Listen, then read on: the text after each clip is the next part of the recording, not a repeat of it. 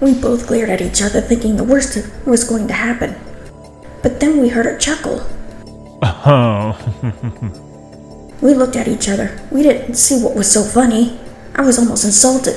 How could anyone find this humorous? Edmond would hide behind me as we would stare at him. He was smiling. Perhaps he thought of it as a sick game, a sadistic game of children trying to survive. At this point, I knew I couldn't trust him. If he was laughing at our misfortune and our fears, then what was there to trust? I demanded, "What's so funny, guy? You think laughing at two little boys who lost everything is funny? Not living amongst rats and roaches trying to live is all but humor to you?" Careful, Eddy. We looked up at him as he answered. Not at all. If anything, I do realize what you two must be going through is a horrible fate to have. But the reason I'm chuckling is because it's just... it's like something out of a story. Huh? He explained. Two small boys among the streets trying to survive. Living and trying to conquer the hardships without the world knowing of their own existence. Such a tale that would make. Would it not?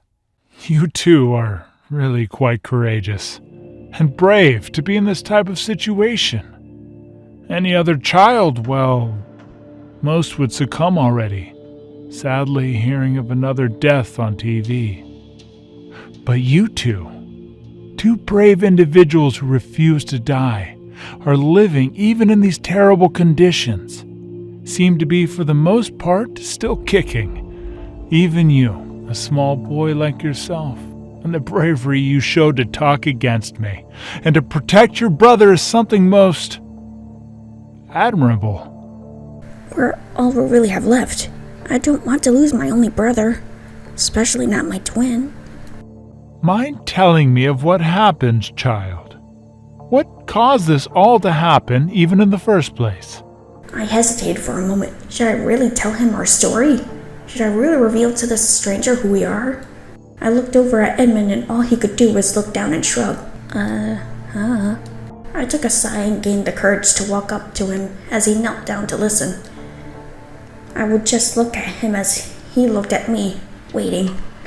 I looked away trying to think of the words to say to explain everything to this man. I know I shouldn't have, but at the time, what did I have to lose?